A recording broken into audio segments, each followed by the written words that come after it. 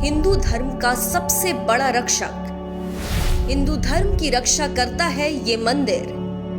बाली के इस मंदिर में मोदी का जाना कितना जरूरी, देखिए सिर्फ धर्म ज्ञान पर।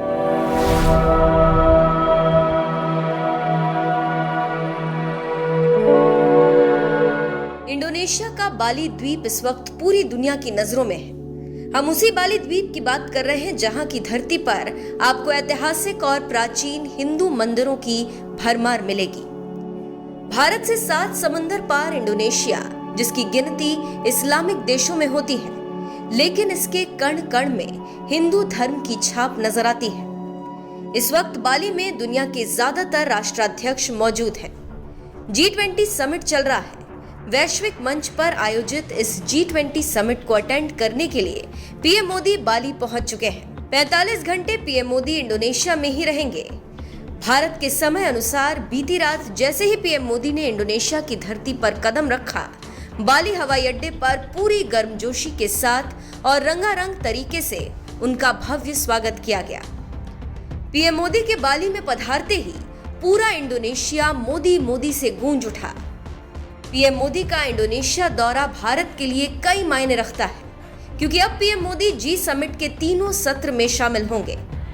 कई राष्ट्र प्रमुखों के साथ द्विपक्षीय बातचीत करेंगे। बाली में रह रहे भारतीयों से भी मिलेंगे।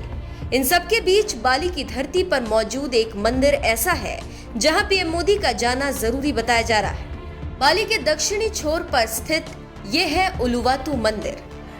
11 सदी में बना ये मंदिर आज की तारीख में हिंदू धर्म का सबसे बड़ा रक्षक है। कहते हैं इंडोनेशिया की धरती पर हिंदुत्व को बचाए रखने का कार्य इसी मंदिर ने किया। मंदिर की बाहरी सुंदरता और वास्तुकला मंदिर की प्राचीनता को दर्शाती है। प्रभु श्री राम को समर्पित इस मंदिर में हजारों की संख्या में लोग आते हैं। यहाँ रोजाना भगवान श्री राम, सीता और हनुमान के दर्शन होते हैं। मंदिर का इतिहास गवाह है। मुस्लिम बहुल बाली में हिंदू धर्म को बचाने में इसी मंदिर ने निर्णायक भूमिका अदा की थी। कहते हैं जब इंडोनेशिया में हिंदुओं पर इस्लाम धर्म अपनाने का दबाव बना तो कई हिंदुओं ने बाली के उलुवातु मंदिर में शरण ली और बाली में हिंदू धर्म को बनाए रखा। तभी से इस मंदिर को दुनिया हिंदू धर्म के रक्षक के तौर पर पहचानने लगी। आज मंदिर परिसर में रोजाना रामलीला पर आधारित केचक नृत्य होता है, जो कि इस मंदिर से बाली में रह रहे हिंदुओं की गहरी आस्था जुड़ी है। इसलिए क्या पता अपने इंडोनेशिया दौरे में पीएम मोदी उलुवाती मंदिर जाएं। फिलहाल तो G20 शिखर सम्मेलन में G20 मंच से पीएम मोदी दहाड़ रहे हैं। पहली बार पीएम मोदी ने वैश्विक मंच से रूस यूक्रेन युद्ध पर दुनिया को बड़ी चेतावनी दी है। पहली बार रूस और यूक्रेन के प्रतिनिधियों के सामने पीएम मोदी ने कहा कि यूक्रेन युद्ध को लेकर मैं बार बार कह रहा हूं कि हमें सीजफायर और कूटनीति के रास्ते पर लौटने के लिए रास्ता तलाश करना ही होगा। उन्होंने ये भी कहा कि इस युद्ध की वजह से ऊर्जा, फर्टिलाइजर और खाद्यान्न का संकट पैदा हो गया है। आज अगर फर्टिलाइजर नहीं मिलता है तो कल दुनिया खाद्यान्न की भारी कमी से जूझेगी। इतिहासकारों की माने तो भारत और इंडोनेशिया के रिश्ते आज के नहीं हैं, बल्कि हजारों साल पुराने हैं। ईसा के जन्म से पहले ही भारत के सौदागर और नाविक इंडोनेशिया जाते रहे, जिस कारण आज इन दो देशों में काफी सारी सांस्कृतिक समानताएं देखने को मिलती हैं। भले ही इंडोनेशिया में बौद्ध धर्म का गहरा प्रभाव है, लेकिन इसकी धरा पर हिंदू धर्म को मानने वालों की संख्या भी अब कम नहीं है। 2014 के पहले और 2014 के बाद के भारत में बहुत बड़ा फर्क जो है,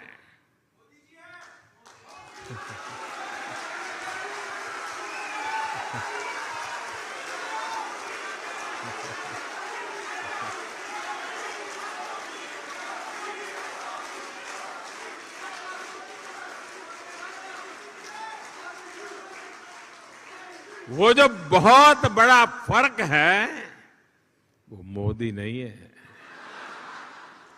वो बहुत बड़ा फर्क है स्पीड और स्केल में।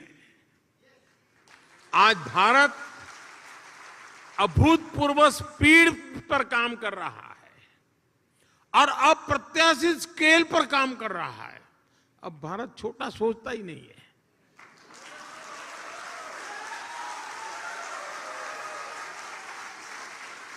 स्टैच्यू बनाएगा तो दुनिया में सबसे बड़ा, स्टेडियम बनाएगा तो दुनिया में सबसे बड़ा। 2014 के बाद से भारत ने 320 मिलियन से अधिक बैंक अकाउंट खोले हैं, बैंक में खाते खोले हैं।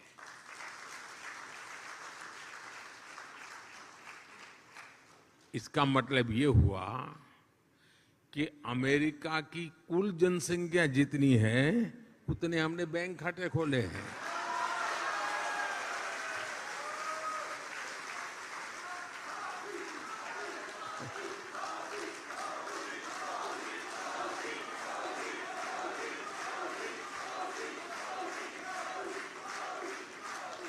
दो 2014 के बाद से भारत ने करीब 3 करोड़ गरीब नागरिकों के लिए मुफ्त घर बनाए हैं, घर।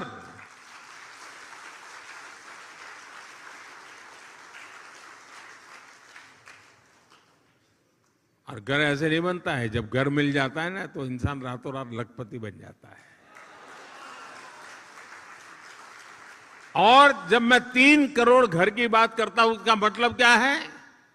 इसका मतलब यह है कि ऑस्ट्रेलिया के परिवार को नहीं, ऑस्ट्रेलिया के हर नागरिक को घर मिल जाए, इतने घर बनाए हैं।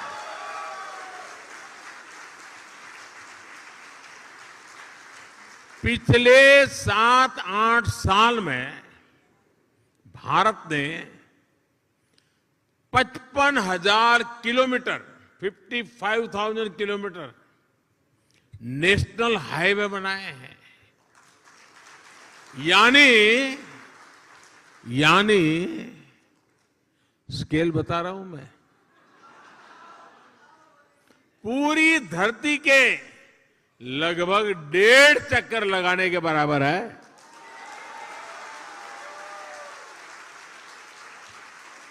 आज भारत आयुष्मान भारत योजना के तहत जितने लोगों को 5 लाख रुपए तक के मुफ्त इलाज की सुविधा दे रहा है, 5 लाख रुपए तक अगर उसका मेडिकल बिल 1 साल का बनता है तो जिम्मा सरकार उठाती है। इसका बेनिफिट कितना लोगों को मिलता है? 5 लाख रुपए तक की मेडिकल सुविधा जो मिलती है वो पूरे यूरोपियन यूनियन की कुल आबादी से ज्यादा लोगों को मिलती है।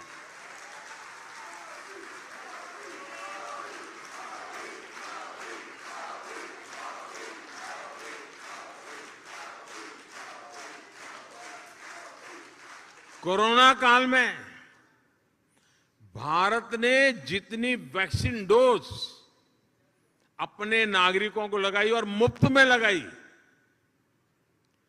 वो जो वैक्सीन डोज है ना, उसकी अगर मैं संख्या का हिसाब लगाऊं तो अमेरिका और यूरोपियन यूनियन, उन दोनों की कुल आबादी जो है उससे 2.5 गुना ज्यादा डोज हमने हिंदुस्तान में लगाए।